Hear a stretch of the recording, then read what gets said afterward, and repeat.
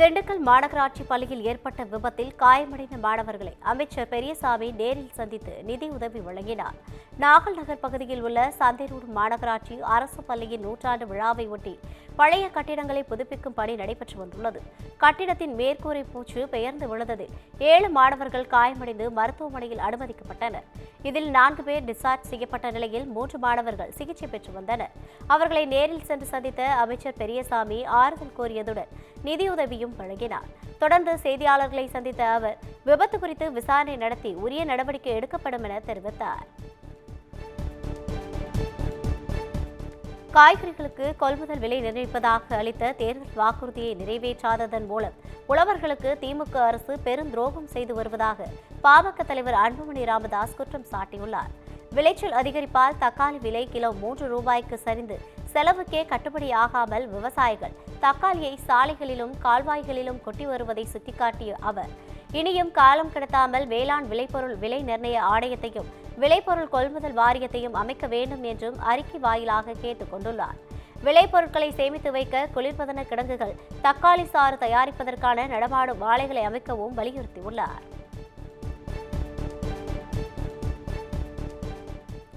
தஞ்சாவூர் மாவட்டம் ஒரத்தநாடு அருகே 10 வயது சிறுமிக்கு பாலியல் தொல்லை அளித்த 2 பேரை போலீசார் கைது செய்தனர். ஒரத்தநாடு அருகே பள்ளியில் 5ஆம் வகுப்பு படித்து வரும் மாணவி சோர்வாக இருந்துள்ளார். இதுகுறித்து ஆசிரியை மாணவியிடம் கேட்டபோது 2 பேர் தன்னிடம் தவறாக நடந்து கொண்டதாக கூறியுள்ளார். தொடர்ந்து மாணவிக்கு மருத்துவ பரிசோதனை மேற்கொண்டதில் பாலியல் தொல்லைக்கு ஆளானது தெரிய வந்தது. இதையடுத்து பெற்றோர் அளித்த புகாரை அடுத்து சிறுமிக்கு தின்பண்டம் வாங்கி கொடுத்து பாலியல் தொல்லை அளித்த ராஜேஷ், முகிலரசன் ஆகியோரை போக்சோவில் போலீசார் கைது செய்து விசாரணை மேற்கொண்டு வருகின்றனர்.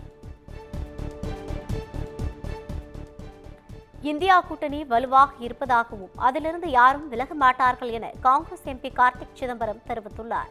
சிவகங்கை மாவட்டம் மானாமதுரையில் செய்தியாளர்களை சந்தித்த அவர் பாஜகவையும் பாஜகவுக்கு ஆதரவு தெரிவிக்கும் கட்சிகளையும் தமிழக மக்கள் நிராகரிப்பார்கள் என தெரிவித்தார்.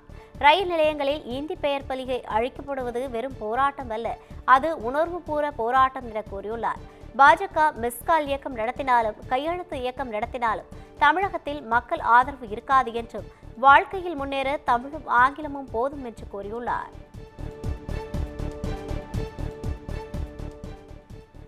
தூத்துக்குடி மாவட்டம் திருச்செந்தூர் அருகே பெரிய தாழைக்கடலில் மிதந்து வந்த இலங்கை படகு குறித்து போலீசார் விசாரணை நடத்தி வருகின்றனர்.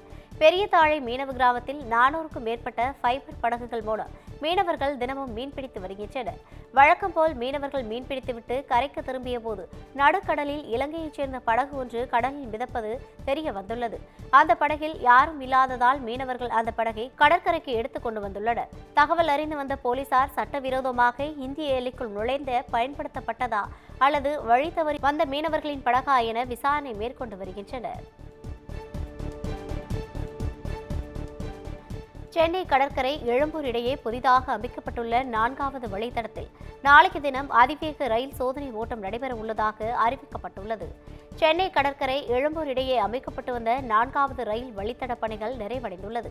இந்த வழித்தடம் விரைவில் பயன்பாட்டுக்கு வரவுள்ள நிலையில் நாளைய தினம் அதிவேக ரயில் சோதனை ஓட்டம் நடைபெற இருப்பதாக தெரிவிக்கப்பட்டுள்ளது. பிற்பகல் 1 மணி முதல் மாலை 6 மணி வரை அதிவேக ரயில் சோதனை நடைபெறும் என்றும் ரயில் பாதையை யாரும் அனாவசியமாக கடக்க வேண்டாம் என்றும் தெற்கு ரயில்வே எச்சரித்துள்ளது.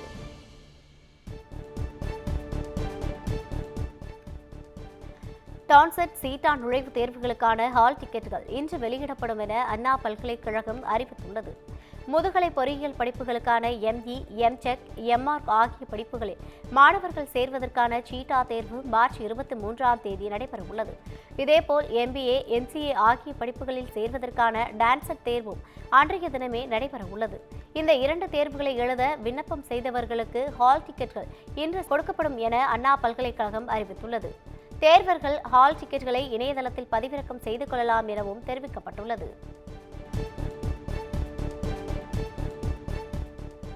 சென்னை காரப்பாக்கத்தில் மும்மொழி கொள்கைக்கு ஆதரவு இயக்கத்தில் மாணவர்களை கையெழுத்திட வைத்ததாக அளித்த புகாரின் பேரில் பாஜகவினர் 5 பேரை போலீசார் கைது செய்தனர்.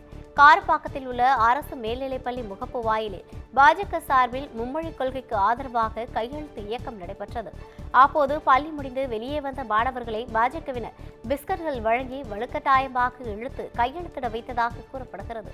இதுகுறித்து சென்னை மாவட்ட குழந்தைகள் பாதுகாப்பு நல குழு சார்பில் அளித்த புகாரின் பேரில் பாஜக மாநில செயலாளர் எஸ்.ஜி. சூர்யா உள்ளிட்ட 5 பேரை கண்ணகி நகர் காவல் நிலையம் அழைத்து சென்று போலீசார் விசாரணை நடத்தினர்.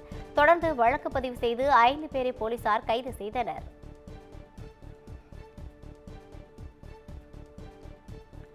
திரிணாமுல் காங்கிரஸ் கட்சியே கூறியது போல மேற்கு வங்கத்தில் உள்ள வாக்காளர் அட்டையின் எண்ணை கொண்டு ஹரியானா, பீகாரில் வாக்காளர் அட்டைகள் இருப்பதால் 10 கோடி கையெழுத்துக்களை கூட எந்த மாநிலத்திலும் பாஜகவினர் வாங்க முடியும் என திமுக எம்பி கனிமொழி தெரிவித்துள்ளார். தாம்பரம் அடுத்த கௌரிவாக்கத்தில் தனியார் கல்லூரி மகளிர் தின விழாவில் சிறப்பு விருந்தினராக திமுக எம்பி கனிமொழி கலந்து கொண்டார். தொடர்ந்து செய்தியாளர்களை சந்தித்த அவர் மக்களிடையே குழப்பத்தை ஏற்படுத்தும் வகையில் தமிழ்நாடு மக்கள் விரும்பாத ஒன்றை தமிழிசை சவுந்தரராஜன் செய்யலாமா என்பதை சிந்தித்து பார்க்க வேண்டும் என தெரிவித்தார். விழுப்புரம் மாவட்டம் திண்டிவனம் அருகே நலத்திட்ட உதவிகள் வழங்கும் விழாவில் அதிமுக முன்னாள் அமைச்சரை பொதுமக்கள் முற்றுகையிட்டு வாக்குவாதத்தில் ஈடுபட்டனர். முன்னாள் முதலமைச்சர் ஜெயலலிதாவின் பிறந்தநாள் விழாவை முன்னிட்டு அதிமுக சார்பில் நலத்திட்ட உதவிகள் வழங்கும் விழா வைரபுரம் கிராமத்தில் நடைபெற்றது. இதில் கலந்து கொண்ட முன்னாள் அமைச்சர் சி.வி. சண்முகம் நலத்திட்ட உதவிகளை வழங்கினார். அப்போது ஓரிரு கிராமங்களைச் சேர்ந்தவர்கள் மட்டுமே நலத்திட்ட உதவிகளை பெற்று சென்ற நிலையில் அம்மனப்பாக்கம் கிராமத்தைச் சேர்ந்த மக்கள் தங்களுக்கு நலத்திட்ட உதவிகள் வழங்கவில்லை என கூறி கூச்சலிட்டனர். தொடர்ந்து அங்கிருந்து புறப்பட்ட சி.வி. சண்முகத்தை முற்றுகையிட்ட மக்கள் வாக்குவாதத்தில் ஈடுபட்டனர். அவர்களை சமாதானப்படுத்திய பிறகு அவர் அங்கிருந்து புறப்பட்டு சென்றார். இதனால் அப்பகுதியில் சிறிது நேரம் பரபரப்பு ஏற்பட்டது.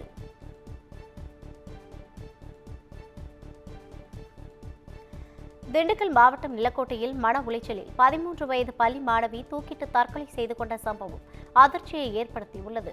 நிலக்கோட்டை நாகலிங்க கோவில் தெருவைச் சேர்ந்த 13 வயது சிறுமி தனியார் பள்ளியில் 7ஆம் வகுப்பு படித்து வந்துள்ளார். கடந்த 3 மாதங்களாக மாணவி படிப்பில் கவனம் செலுத்த முடியாமல் இருந்ததாகவும் இதனால் படிப்பில் பின்தங்கியதால் மாணவி மன உளைச்சலில் இருந்ததாகவும் கூறப்படுகிறது. இந்நிலையில் வீட்டு குளியலறையில் துப்பட்டாவால் மாணவி தூக்கிட்டு தற்கொலை செய்து கொண்டுள்ளார். உடனடியாக மாணவியை மீட்ட பெற்றோர் மருத்துவமனையில் அனுமதித்த நிலையில் அவர் ஏற்கனவே உயிரிழந்தது தெரிய வந்தது. தகவல் அறிந்து வந்த போலீசார் வழக்கு பதிவு செய்து விசாரணை மேற்கொண்டு வருகின்றனர். சேலத்தில் உள்ள சுகவனேஸ்வரர் கோவில் தெப்பக்குளத்தில் மீன்கள் செத்து மிதந்தது குறித்து மீன்வளத்துறை அதிகாரிகள் ஆய்வு செய்தனர். சுகவனேஸ்வரர் கோவிலில் உள்ள தெப்பக்குளத்தில் நீரின் அளவு குறைந்த நிலையில் சிறிய வகை மீன்கள் செத்து மிதந்துள்ளது. இதனால் துர்நாற்றம் வீசியதால் பக்தர்களிடையே பரபரப்பு ஏற்படுத்தியது. இதுகுறித்து விசாரணை மேற்கொண்ட மேட்டூர் மீன்வளத்துறை அதிகாரிகள் தெப்பக்குளத்தில் ஆய்வு மேற்கொண்டனர். மேலும் தண்ணீர் மாதிரிகளை ஆய்வுக்காக எடுத்து சென்றனர்.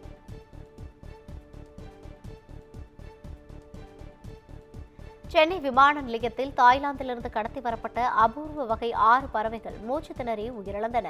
பாங்காக்கிலிருந்து சென்னை விமான நிலையம் வந்த ஒரு பயணியின் உடைமைகளை சுங்கத்துறை அதிகாரிகள் சோதனை மேற்கொண்டனர்.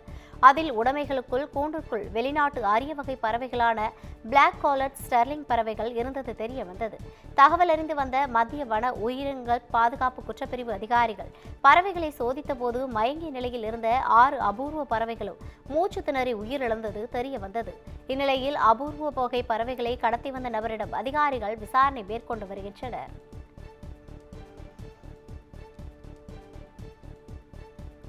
கானா பின்னணி பாடகி இசைவாணி கொடுத்த புகாரின் பேரில் பெண் வன்கொடுமை சட்டத்தின் கீழ் 3 பேரை கைது செய்து சிறையில் அடைக்கப்பட்டுள்ளனர்.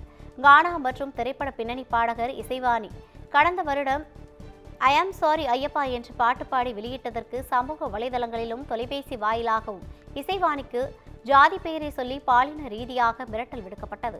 இதனால் மிரட்டல் விடுத்து மன உளைச்சலுக்கு ஏற்படுத்தியதாகவும் அவர்கள் மீது வண்ணாரப்பேட்டை சைபர் கிரைமில் இசைவாணி புகார் அளித்தார். அதன் அடிப்படையில் பெண்களுக்கு எதிரான வன்கொடுமை என 6 பிரிவுகளின் கீழ் வழக்கு பதிவு செய்யப்பட்ட நிலையில் 3 பேரை போலீசார் கைது செய்து நீதிமன்றத்தில் ஆஜர்படுத்தி சிறையில் அடைத்தனர். ஆனைமலை புலிகள் சரணாலயம் வழியாக புதிய சாலை அமைக்கும் பணிகள் உடனடியாக நிறுத்தப்படும் என தமிழக அரசு சென்னை உயர்நீதிமன்றத்தில் உத்தரவாதம் அளித்துள்ளது. சரணாலய பகுதியில் திருமூர்த்தி மலையிலிருந்து குருகுமலைக்கு புதிய சாலை அமைப்பதற்கு தடை விதிக்க கோரி தாக்கல் செய்யப்பட்ட வழக்கு தலைமை நீதிபதி ஸ்ரீராம் மற்றும் நீதிபதி முகமது சாபிக் அமர்வில் விசாரணைக்கு வந்தது. அப்போது வனத்துறை அதிகாரிகள் தரப்பில் புதிதாக அமைக்கவுள்ள சாலை பாதுகாக்கப்பட்ட வனப்பகுதியில் அச்சத்தை ஏற்படுத்தும் என தெரிவிக்கப்பட்டது. இதையடுத்து சாலை பணிகளை உடனடியாக நிறுத்தும்படி அறிவுறுத்தப்பட்டதாகவும் அரசு தரப்பில் உத்தரவாதம் அளிக்கப்பட்டது. இந்த உத்தரவாதத்தை பதிவு செய்த நீதிபதிகள் வழக்கின் விசாரணையை மார்ச் 27ஆம் தேதிக்கு தள்ளி வைத்தனர்.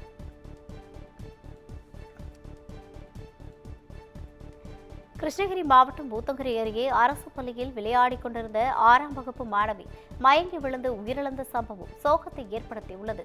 ரெட்டிப்பட்டி ஊராட்சி ஒன்றிய நடுநிலைப் பள்ளியில் 6ஆம் வகுப்பு மாணவிகளை விளையாட அனுமதித்ததால் பள்ளி வளாகத்தில் மாணவிகள் விளையாடிக் கொண்டிருந்தனர். அப்போது அதே பகுதியைச் சேர்ந்த இந்துமதி என்ற மாணவி வாந்தி எடுத்தவாறு மயங்கி விழுந்து பரிதாபமாக உயிரிழந்தார். தகவல் அறிந்து வந்த போலீசார் மாணவியின் உடலை கைப்பற்றி ஊத்தாங்கரை அரசு மருத்துவமனைக்கு பிரேத பரிசோதனைக்காக அனுப்பி வைத்தனர். மாணவி உயிரிழப்பு குறித்து போலீசார் வழக்கு பதிவு செய்து விசாரணை நடத்தி வருகின்றனர்.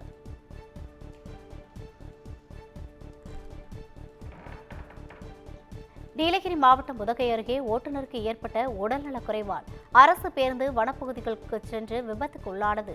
மாயார் பகுதியிலிருந்து உதகை நோக்கி சென்று கொண்டிருந்த அரசு பேருந்து மசினக்குடியை கடந்து பொக்காபுரம் பகுதிக்கு சென்றபோது அப்போது திடீரென பேருந்து ஓட்டுநருக்கு இரத்த கொதிப்பு ஏற்பட்டு மயங்கியுள்ளார். இதனால் பேருந்து அதிவேகமாக சென்ற நிலையில் பயணிகள் அலறி அடித்ததை அடுத்து சுதாரித்துக் கொண்ட ஓட்டுநர் பேருந்தை வனப்பகுதிக்குள் திருப்பியுள்ளார். தொடர்ந்து பேருந்து வனப்பகுதிக்குள் சென்ற நிலையில் ஓட்டுநர் உட்பட 4 பேர் லேசான காயங்களுடன் மருத்துவமனையில் அனுமதிக்கப்பட்டுள்ளனர். விபத்து குறித்து போலீசார் விசாரணை மேற்கொண்டு வருகின்றனர். ஓட்டுநரின் சாதுரியமான செயலால் பேருந்தில் இருந்த 60 பயணிகள் நல்வாய்ப்பாக உயிர் தப்பினர். வெம்பக்கோட்டை அகழாய்வில் சுடுமண் காதணி கண்ணாடி மடிகள் கண்டெடுக்கப்பட்டுள்ளது. விருதுநகர் மாவட்டம் வெம்பக்கோட்டை அருகே விஜயகரிசல்குளம் மேட்டுக்காடு பகுதியில் 3ஆம் கட்ட அகழாய்வு கடந்த ஜூன் 18ஆம் தேதி முதல் நடைபெற்று வருகிறது.